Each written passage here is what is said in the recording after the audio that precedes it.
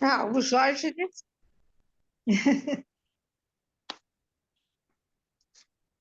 O que Jorge, vocês preferem? Eu não estou escutando nenhum de Oi, vocês. meu áudio estava fechado. Não, tudo bem, pode ser começar com você mesmo. Hoje nós estamos em poucos, né? Acho que não tem problema, né? O que vocês querem que faça? Pode Pode, começar, Sandra. pode começar, Sandra. Jorge, Oi. você não quer dar a diretriz, meu anjo? Bom, o que eu Eu não estou absorvi. escutando nada. Tá ouvindo? Tá ouvindo? Nada, nada. Vocês estão me escutando? Estamos sim, Estamos, Sandra. estamos. Estamos ouvindo, Sandra. Tá me ouvindo, Rogério? Eu tô, Jorge. Vai. Então, acho que a Só a Sandra Eu que não não estou está Sandra que escutando conseguindo. não está nada. ouvindo. É. Ó, eu vou fazer o tá me ouvindo? seguinte. Eu vou entrar pelo celular. Vou sair daqui e vou entrar pelo celular, tá Você bom? tem um fone aí, Sandra? Eu não estou escutando nada vocês. Tá, tá.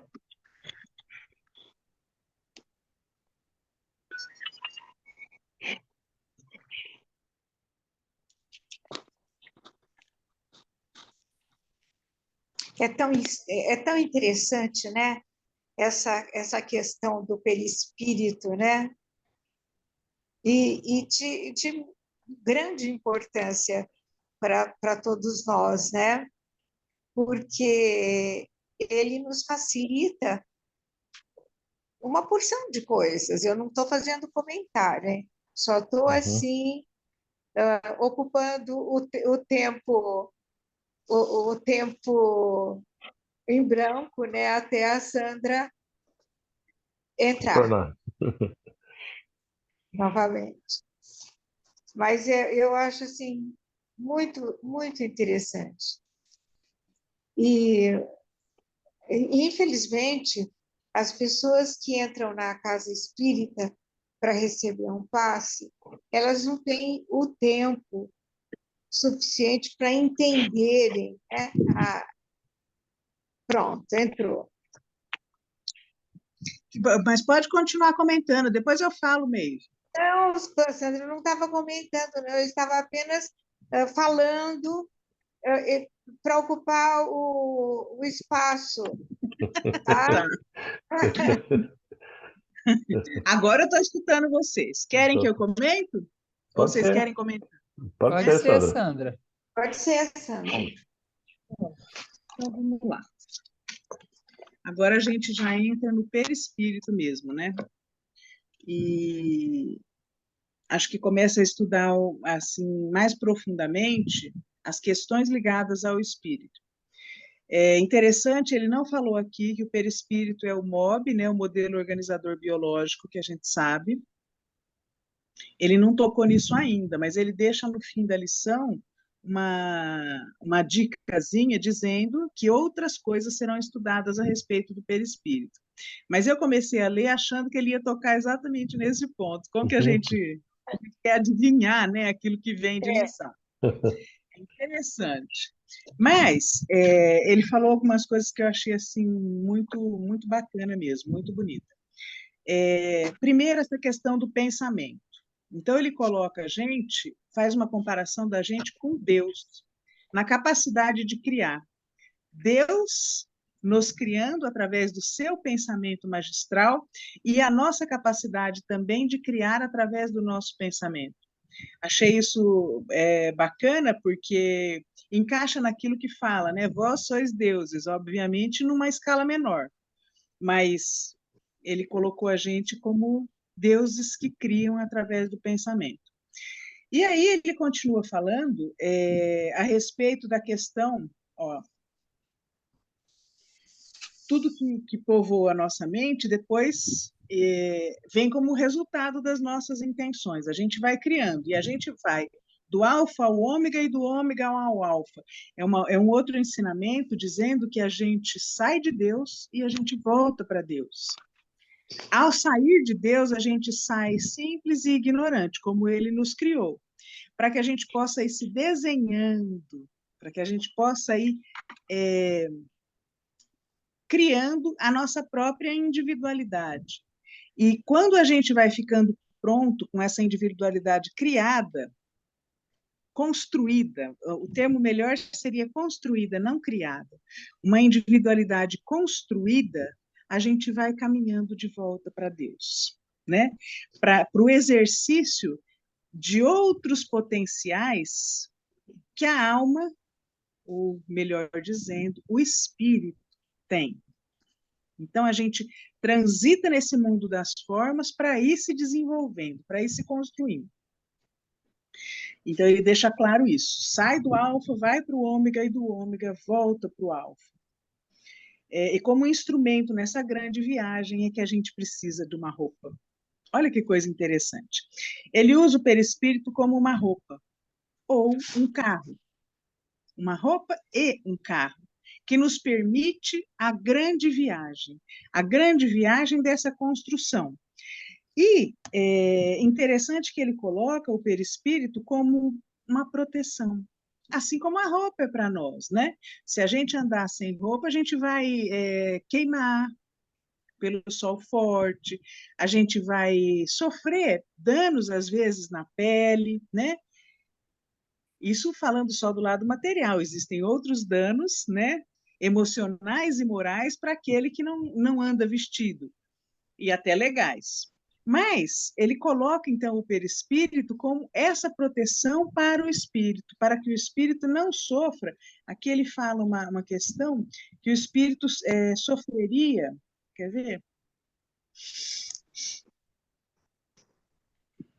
É uma roupa grosseira, né?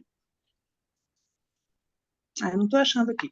Mas ele fala que o espírito sofreria danos, agressões do meio, se ele não tivesse essa proteção. E aí a gente fica assim imaginando, né? Obviamente que uma roupa que Deus cria, uma proteção dada por Deus, ela é muito maior do que a proteção que a gente cria. Então, hoje a gente já tem notícias, por exemplo, de que eles criaram tecidos com poder de filtro solar. Existe filtro solar nos tecidos, que já existe tecidos com isso. E a gente fica pensando.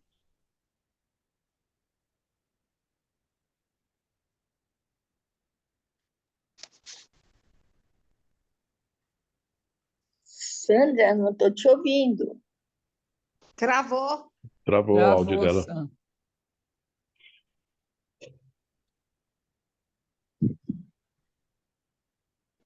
Oi, acho que eu caí, né, Dudu? Agora voltou. Voltou. Travou, Sandra. Eu acho que eu levei um tombão. Vocês escutaram quando eu falei dos tecidos com filtro solar? Sim, Sandra, até aí. Então, e aí a gente fica pensando, esse corpo que Deus nos dá, o corpo perispiritual, como uma proteção, ele deve ter recursos incríveis que a gente ainda não descobriu, que a gente não conhece.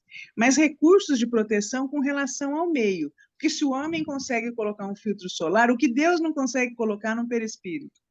Para nos proteger de coisas que às vezes a gente nem tem noção, né?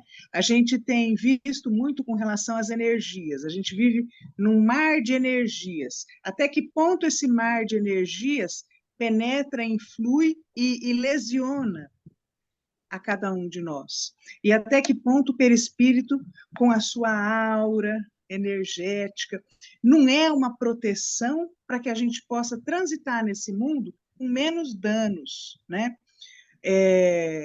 E Deus vai fazendo coisas assim, por exemplo, o próprio poder da oração, que cria essa aura, fazendo uma proteção física, material, que nos permite, é material, mas é magnética, que nos permite transitar protegidos. Então, ele vem falando a respeito disso. Achei assim, muito bacana e despertou em mim a curiosidade de conhecer mais propriedades desse perispírito. Talvez mais para frente venha mais coisas, porque a gente está começando um capítulo, né? Então, às vezes, esse próprio capítulo ele vai se aprofundar nessa questão, nos ensinando outras coisas que eu achei que devem ser muito importantes e interessantes. Ele faz a comparação do fruto de uma árvore, essa comparação a gente usa quando dá aula em evangelização infantil, o carocinho da semente, que tem aí o perisperma, aquela parte gordinha e saborosa, e a casquinha de fora, que seria o corpo. Essa comparação a gente faz e leva isso para as crianças, para eles terem, concretizarem na mente deles aquele ensinamento, quando a gente quer ensinar o perispírito. E ele fala que esse centro, olha, sempre se encontra protegido por vários corpos para cumprir o seu dever de nutrir homens, animais, insetos e aves. Aí ele já comparou o nosso espírito com esse centro que nutre. É bacana isso, né? A gente como alimento para o meio em que a gente estagia, em que a gente se relaciona. Fala a respeito das abelhas, que a gente nem faz ideia de como é tudo que protege o mel das abelhas. E fala que a gente que esses corpos todos que a gente tem como proteção, o que deu a entender, dentro daquilo, até que a gente já tinha estudado a respeito dos corpos, é que são muitos corpos, né? A gente tem o perispírito, mas não apenas o perispírito. Ele deixa isso subentendido. Existem muitos corpos que os outros espiritualistas, inclusive, ensinam, ele fala aqui, muitos corpos a nos proteger, a fazer um envoltório para que a gente possa transitar aqui no mundo mais grosseiro. Carregado de magnetismo inferior, né? E aqui ele fala, olha, a respeito disso, né? Que então esse perispírito, ele é grosseiro para o espírito. Para nós ele é vaporoso, mas para o espírito ele é grosseiro. E esse grosseiro vai aos poucos se depurando até que chega o momento em que não usará mais essa veste temporária, lá longe. Mas enquanto ele existe com essa característica grosseira, primeiro, ele tem um poder ideoplástico extraordinário, um poder de se transformar. E aqui eu acho que entra todas as questões da saúde, da doença, né? Não só da aparência. Porque mais importante do que a aparência é a harmonia. E a harmonia é a expressão de saúde. E ele fala que isso tudo está no perispírito, confirmando algo que a gente já tem tido conhecimento, né? Que as nossas doenças não começam no corpo. As nossas doenças começam sempre numa desarmonia no perispírito, para depois elas se escoarem no corpo físico de uma forma que às vezes serve até como cura. Quando ela manifesta no corpo físico, muitas vezes ela já está em processo de escoamento para encontrar a harmonia novamente. E achei legal o seguinte, né? Quando ele descreve, quer ver? Ele descreve como uma coisa, uma veste vaporosa. Aí eu quero achar a frase que ele usou aqui, que eu falei, gente, é exatamente o que eu pensava antes de estudar o Espiritismo, é exatamente o que eu pensava. O que é o espírito, né? Uma coisa assim vaporosinha que vai sumindo, assim. Uma coisa quase como se não existisse muito, né? E depois a gente começa a estudar e a perceber que esse vaporosinho é um jeito de dizer que ele é sutil. Mas ele, nessa sutileza, esse corpo perispiritual, ele possui todos os órgãos que nós temos, todas as funções, especialmente no primeiro estágio da nossa vivência sem o corpo de carne. Ele é tal e qual que a gente está vivendo aqui, né? Só que vaporosinho, mais sutil.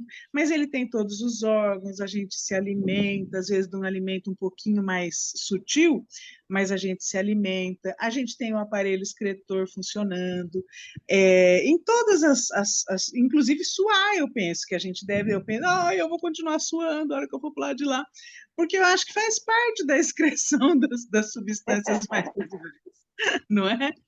Então, esse vaporosinho que a gente pensa como se fosse uma nuvenzinha, não é. É um jeito de falar que engana, porque a gente fica pensando que para o mundo espiritual, o perispírito é tão material quanto nós aqui.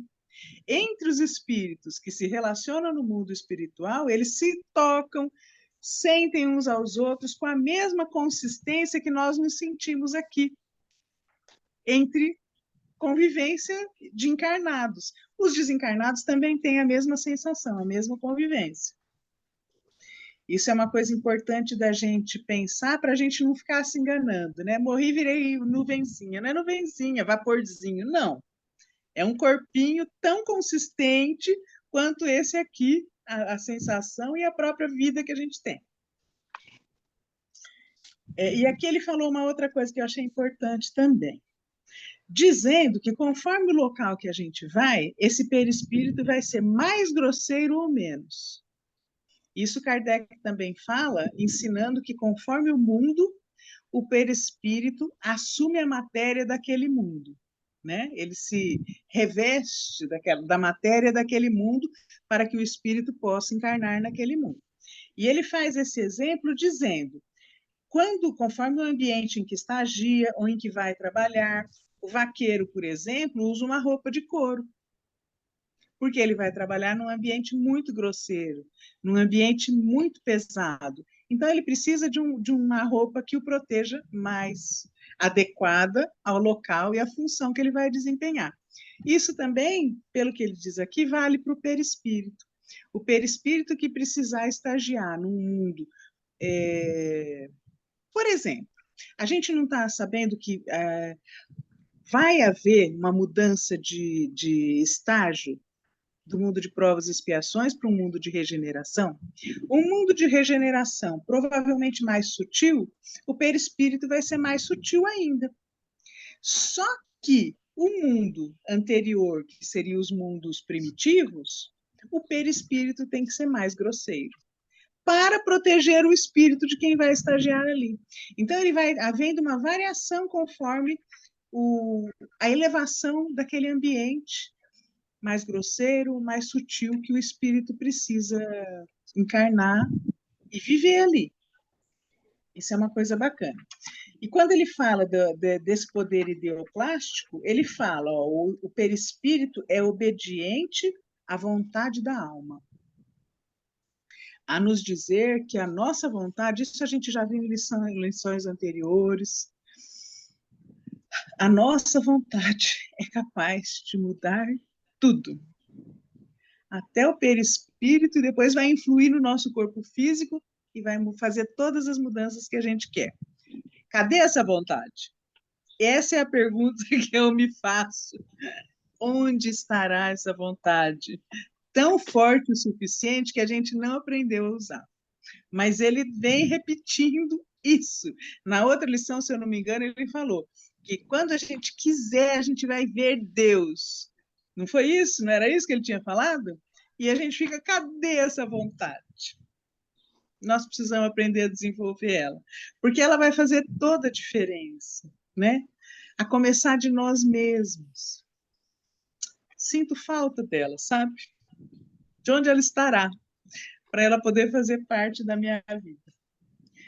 Gente, eu acho que foi isso que eu... Com relação ao MOB, né, o modelo organizador biológico, a única coisa que ele falou muito rapidamente é que uma das suas funções é ser o intermediário entre o corpo de carne e a alma. E esse intermediário está incluído muita coisa aqui, mas ele não falou especificamente disso.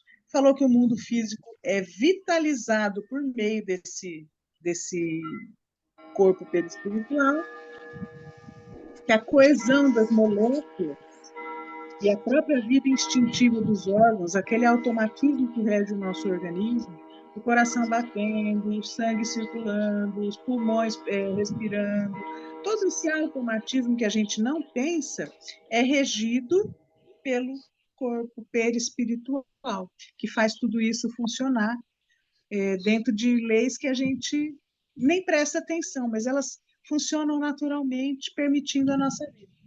É tudo muito lindo, tudo muito bonito, falta mesmo essa vontade, que eu estou sentindo muita falta mesmo. E é isso, gente. Quem gostaria de comentar? Rogério, vamos lá.